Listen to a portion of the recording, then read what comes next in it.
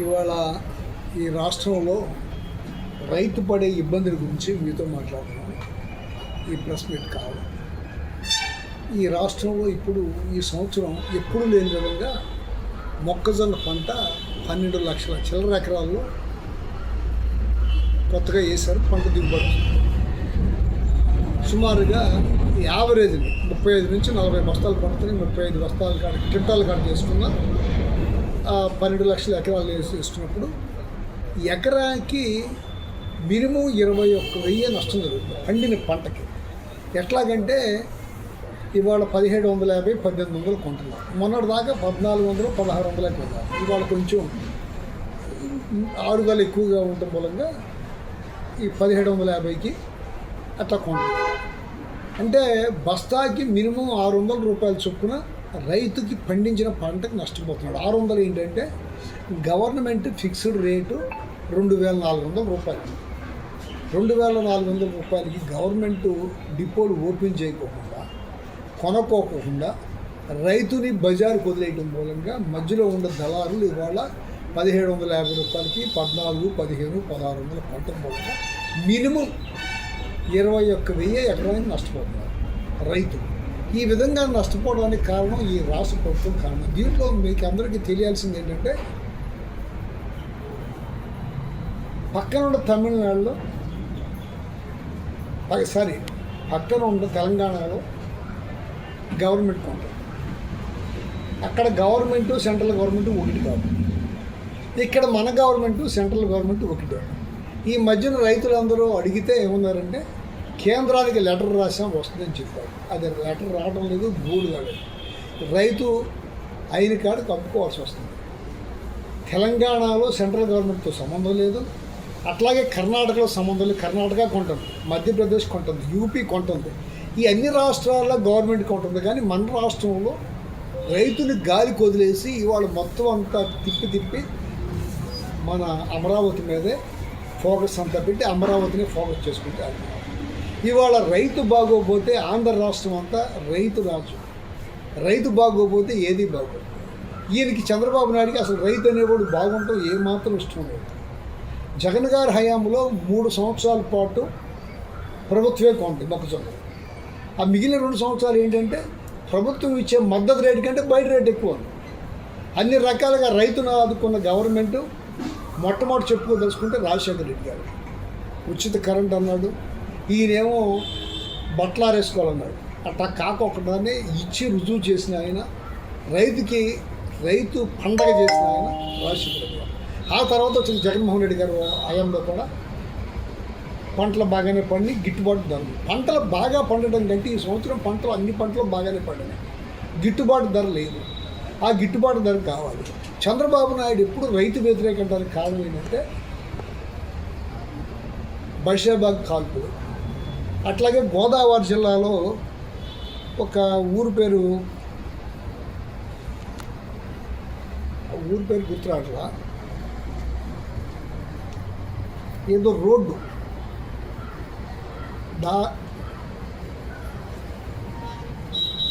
ఒక రోడ్డు, ఆ రోడ్డు పేరు గుర్తురాట్లా.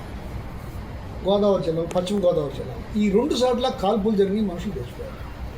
ఏ ప్రభుత్వం రైతుల మీద, రైతు మోసకారి కాదు, దొంగ కాదు. వ్యాపారస్తులు మోసకారులు ఉంటారు, కాంట్రాక్టులు మోసకారులు ఉంటారు, రైతు మాత్రం మోసకారుగా ఉంటాడు.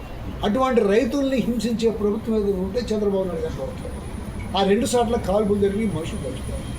మీ అందరికీ తెలిసిందే బీపీటీలు నీళ్ళు 24లో అధికారం పోయే ముందు 2200 కలంలోనే కొన్నారు. మొన్నటి దాకా రేట్లు లేవు బీపీటీలకి. అట్లా ఈ ప్రభుత్వం ఎప్పుడు వచ్చినా జగన్మోహన్ రెడ్డి గారి ప్రభుత్వంలో రేట్లు ఉంటాయి, చంద్రబాబు నాయుడు గారి గవర్నమెంట్లో రేట్లు ఉంటాయి. అంటే రైతులు పట్టించుకోవాల్సిన అవసరం లేదు. ఇదంతా ఏంటంటే ఆర్థిక సంపన్నులకు ఉపయోగపడే పని తప్ప ఇంకోటి కాదు. మెడికల్ కాలేజీలకు ఇబ్బంది పెట్టలేదు. 5 మెడికల్ కాలేజీలు వస్తే 7 వెళ్తే కాదు, వాటిని ప్రైవేట్ పరం చేస్తారు. రైతుకి మొక్కజొన్నలు కొనమంటే డబ్బులు లేవుంటారు. 23,000 కోట్లు పెట్టి ఇంకొక అవుటర్ రింగ్ రోడ్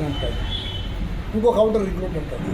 అది ఎప్పటికీ కానీ ఒక అబోధ కల్పన పెట్టుకుని ఆ అబోత్ కల్పంతో జనాన్ని అందరినీ వాళ్ళ మనుషుల్ని వాళ్ళందరినీ ఆ కోమలో బతికించి అక్కడ రేట్లు బూస్టప్ చేస్తా రియల్ ఎస్టేట్ వ్యాపారం చేస్తారు చంద్రబాబు నాయుడు గారు. ఇవాళ రైతు బాగోకపోతే ఈ రాష్ట్రంలో ఎవరు బాగోదు. మన శనగలు ఉన్నాయి, శనగలు ఈ మధ్య 8,000 దాకా కొన్నారు. ఇప్పుడు గవర్నమెంట్ కొనేది 4,000 5,770 రూపాయలు కొనాలి. 5,770 కొంటల 5,000 చిల్లరకే రైతులు బయట అమ్ముకుంటారు. పత్తి నష్టం, అరటి నష్టం, అన్ని రకాలుగా రైతులు ముంచేసిన ప్రభుత్వం చంద్రబాబు నాయుడు గారి గవర్నమెంట్.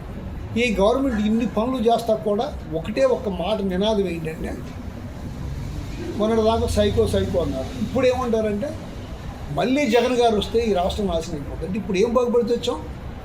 చిల్లర కొట్ల వ్యాపారాలు లేవు, రైతుకు చూస్తే రైతుకు నష్టం, ఎక్కడ ఏం మాట్లాడే పని లేదు. ఇంకొక మాట్లాడితే ఊరికో తీసుకెళ్ళి లోపల వేస్తారు, జైల్లో వేస్తారు. ఏదైనా వాస్తవాలు చెబుతుంటే తీసుకెళ్ళి జైలుకి పంపిస్తారు, కేసులు పెడతారు. ఒక కేసు కాదు, ఎక్కడ పడితే ఏ ఊరిలో పడితే ఆ ఊళ్ళో కేసులు పెడతా ఉంటారు. ఇక్కడ వాళ్ళు తీసుకెళ్ళి ఇంకోసారి కేసు పెడతా ఉంటారు. సోషల్ మీడియాలో వీళ్ళు మాట్లాడకూడదు, వాళ్ళు ఎన్ని బూతులు అయినా తిట్టవచ్చు. మీరందరూ వింటూనే ఉన్నారు. పార్లమెంట్ సాక్షిగా రేణుకా చౌదరి గారు పిలవరా, ఇది ఇంక చెప్పేదేముంది? ఇది ఎట్లా ఉంది? ఇదంతా ఆలోచిస్తుంటే మీకు ఏమనిపిస్తుంది? ఈ రాష్ట్రాన్ని ఏం చేద్దామనుకుంటున్నారు? చంద్రబాబు నాయుడు గారు అనే ఆయన ఆర్థిక సంపన్నుడు తప్ప సామాన్యుడికి ఉపయోగపడదు. సామాన్యులతో ఆయనకి పని లేదు. సామాన్యుల్ని ఎప్పుడు కూలివాడిగానే బతకాలి, కూలి చేసుకుంటానే బతకాలి. రైతు కూడా వ్యవసాయం చేయకుండా పోవాలా? రైతు వ్యవసాయం అనేది చంద్రబాబు నాయుడు గారికి ఇష్టం ఉండదు. ఇవాళ ఈ రాష్ట్రంలో రైతును బతికించకపోతే రాష్ట్రం రకరకాలుగా మారిపోద్ది. మీరందరూ ఈ మధ్యన ఏబిఎన్, మొన్న రాత్రి నేను ఏబిఎన్లో కాసేపు కూర్చుని రాత్రి పూట చూస్తుంటే హిమాచల్ ప్రదేశ్ అప్పులు పాలైపోయింది. అక్కడ సంక్షేమ పథకాల మూలంగా నష్టం జరుగుతుంది. మన రాష్ట్రం కూడా అదే దశలో ఉంది. అక్కడ ముఖ్యమంత్రిను మంత్రులు అందరూ కలిసి ఒక 20% వాళ్ళ జీతాల్లో కట్ చేస్తున్నారు. మన రాష్ట్రంలో కూడా త్వరలో ఏదో ఒకటి చేయాల్సిందని చెప్తారు. ఏబిఎన్లో ఏదైనా ఒక వార్త వస్తే అది 1 నెల రోజుల తర్వాత 2 నెలల తర్వాత ఇంప్లిమెంట్ జరుగుతుంది గవర్నమెంట్. అంటే గవర్నమెంటే లీక్ చేయించి ఏబిఎన్తో చెప్పిస్తుంది. ఆ చెప్పించినట్టుగా జరుగుతుంది. రాబోయే రోజుల్లో ఖచ్చితంగా మీరు అనుకున్న ఇంతకుముందు పెన్షన్స్ అయ్యంటున్నారే వాటిని అన్నింటినీ కట్ చేసే పరిస్థితి చంద్రబాబు నాయుడు చెప్తారు. ఇవాళ జగన్మోహన్ రెడ్డి గారు చేసిన అప్పుకి అనా పైసలతో సహా లెక్కలు ఇగో, నేను బటన్లు తిరిగి అవి రుజువులు అయిగో, అవన్నీ ఎందుకు ఖర్చు పెట్టారు. ఇవాళ తీసుకున్న ఈ 1,00,000 కోట్ల 3,00,000 కోట్ల చిల్లర అప్పు చేస్తారు. 2 సంవత్సరాలు లాభం పూర్తి కదా. ఈ అప్పులన్నీ ఎక్కడికి వెళ్ళి, డబ్బులు ఎక్కడికి వెళ్ళి చెప్పమని పారదర్శకంగా చెప్పలేదు.